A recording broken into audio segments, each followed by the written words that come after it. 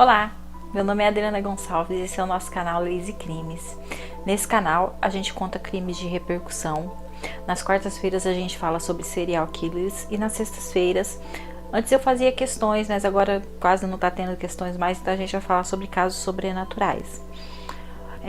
Antes de começar o caso de hoje, queria pedir para todo mundo se inscrever no nosso canal, deixar seu like, que nos ajudam muito.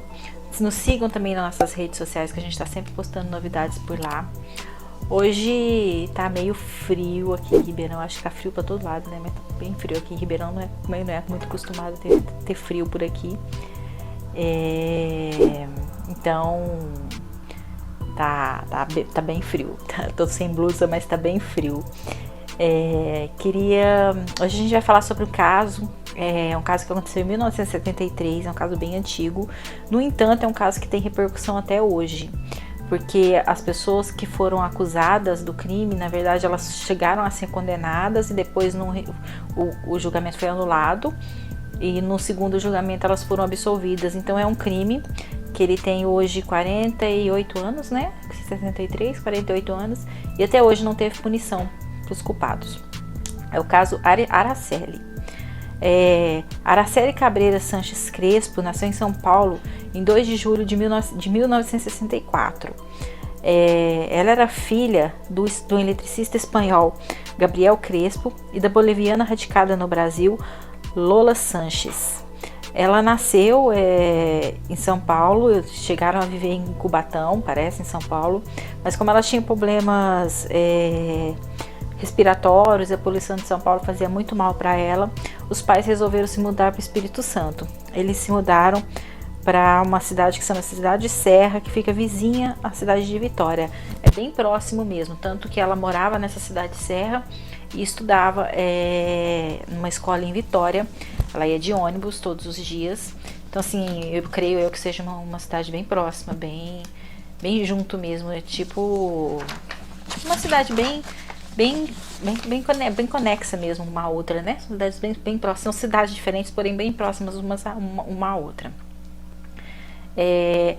O pai de Araceli tomou ciência do desaparecimento dela quando deu falta dela, né?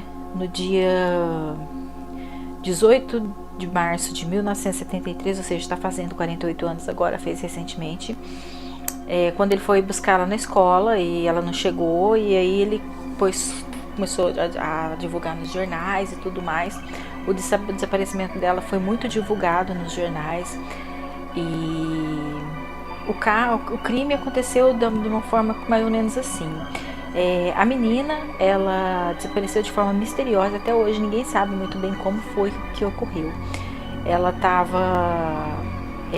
tinha então 8 anos, ela estava esperando o ônibus, né, para ir embora. Como ela tinha que pegar esse ônibus para ir embora para a cidade dela, a mãe conversou na escola para ela sair um pouquinho mais cedo da escola para poder pegar esse ônibus.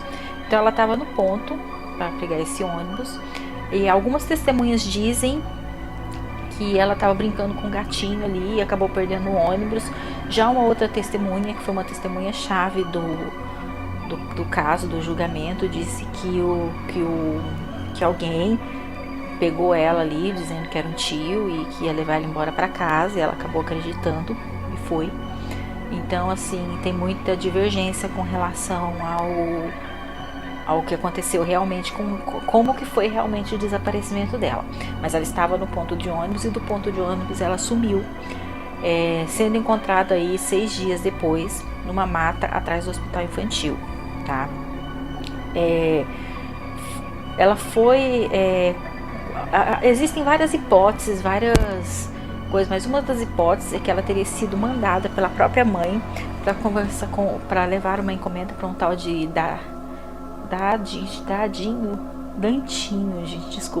Dantinho, que era uma pessoa muito influente. A gente está falando de 1973, época do regime militar. Então algumas pessoas tinham uma influência muito grande sobre o país, sobre a região ali onde eles viviam. E esse Dantinho, ele era um latifundiário, ele tinha um filho, né, que... Os acusados são Paulo Constantin Elau, que era conhecido como Paulinho, e Dante Michelini Júnior, que era conhecido como Dantinho, que era filho desse Dante, que era essa pessoa de grande influência na cidade ali de Vitória. Acredita-se que a menina foi sequestrada, estuprada e agredida por vários dias, né? Chegaram a levar, drogaram ela também, né? Com uma dose muito forte de drogas.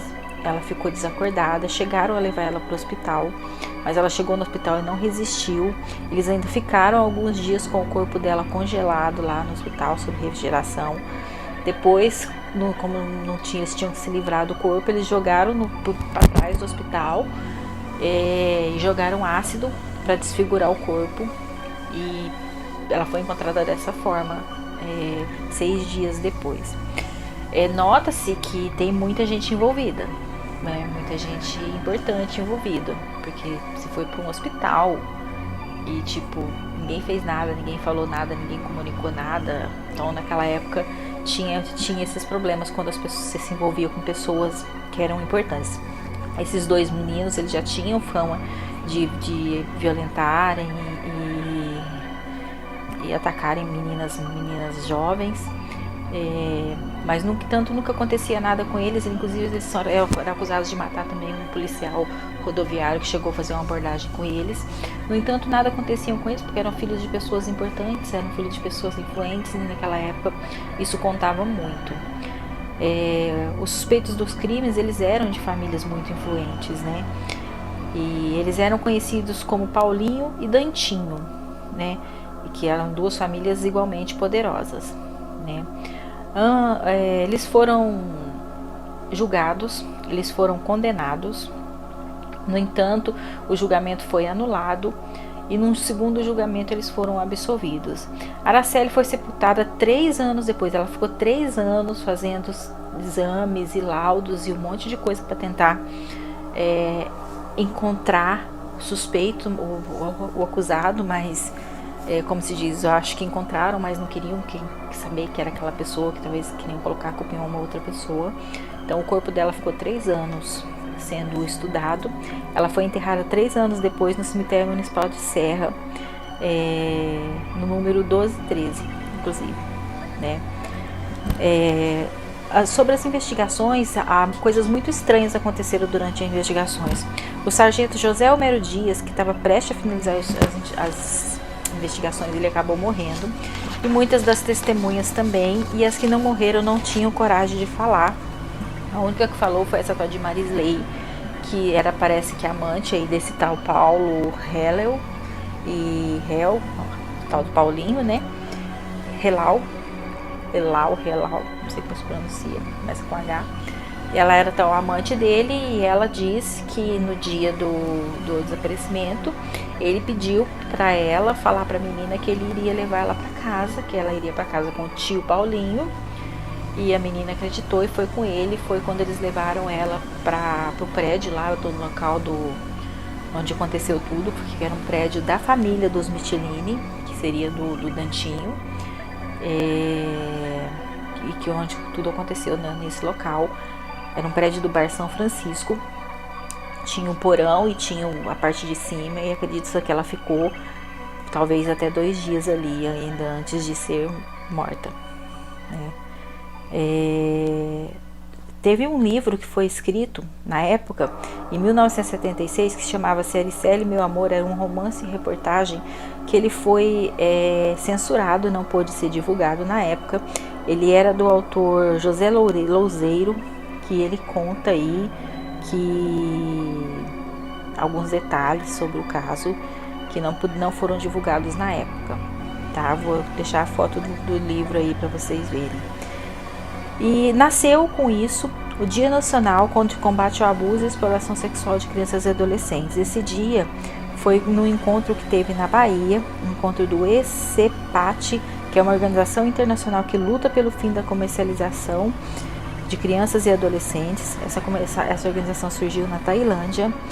E então, uma deputada federal capixaba chamada Rita Camata tomou frente, com a Frente Parlamentar, estabelecendo a morte de Arielle como Dia Nacional de Combate à Exploração Sexual de Criança e Adolescente. O projeto de lei virou uma lei, a Lei 9.970, que foi sancionada em 17 de maio de 2000 pelo então presidente Fernando Henrique Cardoso. Desde então, as entidades de defesa fazem comemorações nessa data, sempre buscando aí fortalecer a ideia de proteção da criança e do adolescente contra o abuso infantil. É um caso muito triste, com uma menina muito nova. Vocês vão ver as fotos dela aí, ela era uma menina muito bonita, muito nova, muito pequena. Algumas pessoas podem questionar, mas deixava a menina aí tipo de uma cidade a outra sozinha de ônibus. A gente está falando de 1973, né? Isso era comum. Não tinha os riscos que se tem hoje de você deixar seu filho ir de uma cidade para outra para estudar. Hoje em dia, até mesmo dentro da própria cidade, a gente às vezes não pode deixar, né? Então, não tem esse problema, não tinha esse risco, não tinha esse problema, era uma coisa bem comum. Espero que vocês tenham gostado do caso. Lógico, não da história em cima, de como ela foi contada. E a gente vai trazer mais casos como esses também. A gente vai também trazer casos sobrenaturais, muito interessantes. Espero que vocês tenham gostado. Deixe o seu like e até o próximo vídeo. Tchau!